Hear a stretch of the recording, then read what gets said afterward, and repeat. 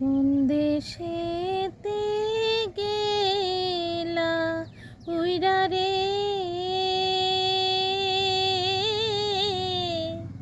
দিয়া মোরে ফাঁকি রে আমার সোনার ময়না পাখি।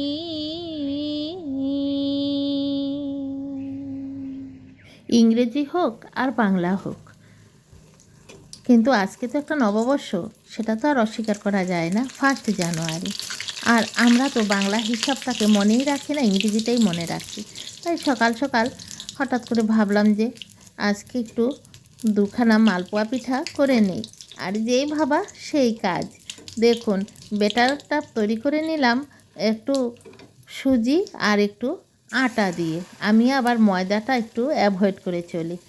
আটা দিয়ে করার পরে এত ফুললো, ফুলতে গিয়ে একদম নাড়ি ভুড়ি বের হয়ে গেল। তবে সবগুলি খুব ফুলেছে। আমার ছেলে বলছে, না ফুলে যাবে কোথায়, না ফুললে তো ওদের অবস্থা কাহিল হয়ে যাবে। ও আমাকে বলছে, বলে পিঠেও তোমাকে ভয় পায়। এই দেখুন কি সুন্দর ফুলো ফুলো পিঠেগুলি হয়ে গেছে। কেমন হয়েছে কমেন্ট করে জানাবেন বন্ধুরা। এরপরে দুপুরবেলা অনেক কিছু রান্নাবান্না করলাম। করার পর হঠাৎ করে মনে হলো যে আজ একটু ডালের বড়া করি তো। আগে এরকম শীতের দিনে আমার মা পেঁয়াজ, কাঁচা লঙ্কা বেটে, রসুন বেটে, পেঁয়াজ দিয়ে সব দিয়ে মা এরকম ডালের বড়া করতো। আর কি দিত জানেন? সেই ডালের বড়া একটু এক্সট্রা হতো, তার মধ্যে কিন্তু রান্নার তেলটা দিয়ে মেখে ফেলতো। এই দেখুন, আমিও মেখে ফেলেছি সেইভাবেই, যেমনটি দেখতাম তেমনটি করেই করলাম। আর এভাবে করলে কি হবে জানেন? ডালের বড়াগুলি খুব খাস্তা হবে।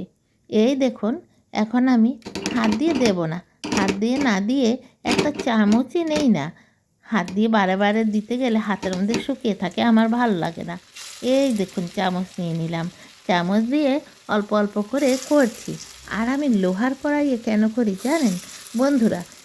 আমার লোহার কড়াইয়ে করলে এই যে ভাজি বড়া একটু বেশি করতে হয় তো, আর গ্যাসের উনুনের মধ্যে ছিটে আর তেল পড়ে না, গ্যাসটা বেশ পরিষ্কার থাকে। বারে বারে এই তেল মুছতে মুছতে বিরক্ত লেগে যায় একটা করার পরেই। আর লোহার কড়াই কিন্তু রান্না করে খেলে স্বাস্থ্যের পক্ষে খুবই ভালো। আর এই বড়াগুলি দেখুন, কড়াইটা ভেতরটা কীরকম মসৃণ হয়েছে। হবে না, প্রতিদিন শিরিষ কাগজ দিয়ে আমি মাজতে থাকি, বুঝলেন বন্ধুরা? মাজতে মাজতে দেখুন ভেতরটা সাদা হয়ে গেছে। আপনারা এরকম শিরিষ দিয়ে মাজবেন লোহার কড়াই, রান্না করতে দুর্দান্ত হবে। দেখুন ডালের বড়াগুলি কি সুন্দর হয়ে গেছে। কখানা আরও পাতলা পাতলা করে একদম চাপটির মতো করে নিয়েছি, রুটির চাপটি পিঠা করে না তেমনি করে। আর শুকনো লঙ্কাও ভেজে নিলাম। খেতে যে কি দুর্দান্ত হয়েছে, মুচমুচ করছে। কি করে খাওয়াবো আমি আমার বন্ধুদের? খাওয়ানোর কোনো কৌশল তো পাচ্ছি না, তাই শুধু দেখাচ্ছি। আপনারাও চোখ দিয়ে দেখে দেখে ঠাকুরের মতো খেয়ে ফেলেন। এই দেখুন বন্ধুরা, সবগুলি বানিয়ে এভাবে নিলাম। আচ্ছা বন্ধুরা, আবার আসবো বিকেলবেলা আপনাদের কাছে। সন্ধ্যা হয়ে যাচ্ছে, দেখতে দেখতে একটা দিনের শেষ প্রান্তে এসে পৌঁছেছি আমরা। আমরা তো বুঝি না, প্রতিদিন একটি একটি করে দিন যায়, আর একটি একটি করে এই পৃথিবী থেকে বিদায় নেওয়ার পালা আমাদের এসে যাচ্ছে। সকাল হলো, যেমন আমাদের জন্ম হলো। এরপরে যেমন আর একটু সময় গেল, মানে সকাল মানে যেটাকে বলা হয় প্রত্যুষ, 4টে 4:30 সময়, সেই সময় যেমন আমাদের জন্ম হলো। এরপরে যেটাকে আমরা বলি ব্রেকফাস্টের সময়, 7:30 8টা, যেমন আমরা যৌবন ফিরে পাচ্ছি। তারপরে যেমন আমাদের দুপুর হলো, সেই সময়টা যেমন আমাদের জীবনের, যে আমরা বিয়ে করে সংসারে প্রবেশ করলাম। যেমন বিকেল হলো, যখন আমরা 40 পেরিয়ে যাচ্ছি, সেটা আমাদের জীবনের বিকেল।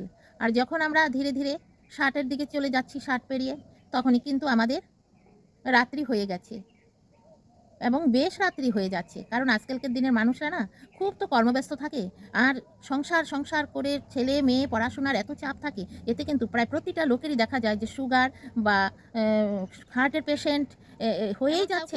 বের করতে পারবেন একজন যার কোনো রোগ নেই? অবশ্যই পারবেন। যে খুবই গরিব মানুষ, ডাল ভাত এনে খাচ্ছেন, এবং এই করেই সন্তানাদি বড় করেছেন। মাঠে ঘাটে কৃষক বা সে সমস্ত সন্তানাদিরা কোনো কায়িক পরিশ্রম করে সংসার চালাচ্ছেন।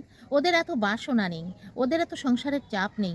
ওদের দেখবেন অনেক রোগের হাত থেকে ওরা বেঁচে যাচ্ছে। কিন্তু যারা প্রচুর প্রাচুর্যের মধ্যে আছেন, ওরা কিন্তু দিনে দিনে ওদের চাহিদা আরও বাড়ছে। হয়তোবা কেউ চিন্তা করছেন যে আমার বাড়ির পাশের স্কুলে না, আমার এলাকার শহরে আমার বাচ্চাকে পড়াবো। আর যার আরেকটু অবস্থা ভালো, সে বলে যে আমার বাচ্চাকে আমাদের দেশের মধ্যেই একটু ভালো স্কুলে পড়াবো, ভালো কলেজে পড়াবো, এখানে না, এখান থেকে হয়তোবা আরও অনেক দূরে। আর যার আরও বেশি পয়সা আছে, সে কী ভাবে বলুন তো, আমার ছেলেকে বিদেশে পড়াবো, লন্ডন, আমেরিকা, এ সমস্ত জায়গাতে। কিন্তু এই টাকাগুলি কোত্থেকে আসে? এই যে আমাদের পরিশ্রম, মাথার মধ্যে যে একটা চাপ থাকে, একটা বুকের মধ্যে চাপ থাকে, এতে জীবনের অনেক টাইম সংসারের মধ্যে পেরিয়ে যায়। স্বামী স্ত্রীর খালি একই চিন্তা, একই চিন্তা, একই চিন্তা। কিন্তু তারপরে যখন দেখা যায় যে ছেলে মেয়ে পড়াশোনা করে নিয়েছে, তখন কিন্তু ওদের এই কথার বিন্দুমাত্র মনে থাকে না। ওরা পরবর্তী সময়ে কী করে, যেখানে চাকরি পায় সেখানেই ওরা সেটেল হয়, সেখানেই বিয়ে করে এবং বছরে একদিন প্রথম প্রথম আসে, এসে কয়েকদিন থেকে আবার চলে যায়। কিন্তু মা বাবার কী করেছে, কোত্থেকে টাকা এনেছে, তখন কি ধার করেছে, ঋণ করেছে, বাড়ি বন্ধক রেখেছে, সে কথা বিলকুল ওরা কিন্তু ভাবেই না। এবং ওরা যেখানে সেটেলড হয়, তারপরে ওরা বিয়ে করে, করার পরে ওদের বউ আসার পরে ওরা কিন্তু আর বউও ভাবে না যে আমার এই স্বামীকে পড়াশোনা করানোর জন্য আমার শ্বশুর শাশুড়ির কী অবস্থা থেকে কী অবস্থায় গেছে বা কী ধার ঋণ আছে, এগুলি কিচ্ছু বোঝে না। এরপরে তো শুরু হয়ে গেল একাকিত্ব জীবন। যখন হাজব্যান্ড ওয়াইফ দুজন থাকে, তখন তো একটু ভালোই লাগে। শাক নুন যাই খাক, তবুও তো স্বামী স্ত্রী দুইজন একজন একজনের সুখ দুঃখের কথা বলতে পারে। কিন্তু যখন স্বামী মরে যায় বা স্ত্রী মরে যায়, একজন হয়ে যায়, সেই মানুষের জীবন কিন্তু আর কাটতে থাকে না। যারা একা থাকে তারাই বুঝতে পারে। আর এই সন্তান সন্তান করে নিজের পজিশান, নিজের বাচ্চাদের খুব ভালো পজিশানে নিয়ে পড়াশোনা করব, এ কথা ভাবতে ভাবতে কী করে আগে আত্মীয় স্বজন বন্ধু বান্ধব সবার কাছ থেকেই অনেক দূরে থাকে। যে বাড়িতে কেউ এলে অনেক খরচা হবে, কোথায় গেলে খরচা হবে, বিয়ে পার্টিতে গেলে খরচা হবে, আমার বাচ্চাদের তলে খরচ করতে হবে, বাচ্চাদের জন্য সবসময় সাপোর্ট দিতে হবে, এই ভেবে ভেবে ভেবে ভেবে যখন লাস্টে জীবনে আসে, কারোর সঙ্গে যোগাযোগ থাকে না। কারণ অন্যান্য আত্মীয় স্বজন কারোর পাশেই তো আগ থেকে ছিল না, এখন কে আসবে ওদের পাশে? সম্পূর্ণ একাকী। যদি চাকরি বাকরি করেন তাহলে খুবই ভালো, একটা পেনশন থাকে। আর যদি বিজনেস করেন তাহলে তো সেটা আর কিছুই থাকে না। ছেলের যখন লাস্ট পর্যায়ে আসে, তখন মনে মনে আশা করে যে আরে ছেলের পড়া শেষ হয়ে গেলে তো আর কোনো অসুবিধা নেই, তাহলে এখন বিজনেস টিজনেস সব শেষ করেই ছেলেকে দিয়ে দিই, তবুও পড়া বন্ধ করার কোনো দরকার নেই। কিন্তু এটা হলো আমাদের মানুষের সবচেয়ে বড় ভুল। আমাদের প্রথম থেকেই লাস্ট জীবনের জন্য একটা সঞ্চয় আলাদা করে রাখতে হবে। যা রোজগার করব তার থেকে 25%, এরপরে যে টাকা থাকবে তা দিয়েই আমাদের সংসারে বাচ্চা কাচ্চা খাওয়া দাওয়া সব কিছু করতে হবে। তাহলে টাকা যদি হাতে থাকে, তাহলে মানুষে কিন্তু যে কোনো পর্যায়েই একটা জায়গাতে বাঁচতে পারে। টাকা থাকলে মনের সুখও থাকে, তখন বন্ধুবান্ধব আত্মীয় স্বজনের সঙ্গে আবার সম্পর্কও রাখতে পারে। আমার কথাগুলি ভুল না ঠিক অবশ্যই বন্ধুরা আপনারা আমাকে কমেন্ট করে জানাবেন। আজকালকার দিনে বৃদ্ধাশ্রম বৃদ্ধাশ্রম বলেই যা শুরু হয়েছে। একদিকে বৃদ্ধাশ্রম যারা করছে তারা করছে বিজনেস। প্রায় আমরা নানান রকম সোশ্যাল মিডিয়াতে দেখতে পারি যে কতটুকু সুখে মানুষ আছে। আরেকদিকে বৃদ্ধাশ্রমে পাঠিয়ে কত যে দুঃখ কষ্টে মা বাবা থাকে, যে ছনের ঘর হোক আর খড়ের ঘর হোক আর মাটির ঘর হোক আর তার 100 তলা দালান হোক, কিন্তু তার নিজের বাস্তবিকটার সেই মায়া সেটা ছেড়ে তাকে যখন ওখানে নিয়ে রাখা হয়, তখনই ও বুঝে যে আমি আর কত বছর থাকবো, কত বছর থাকবো।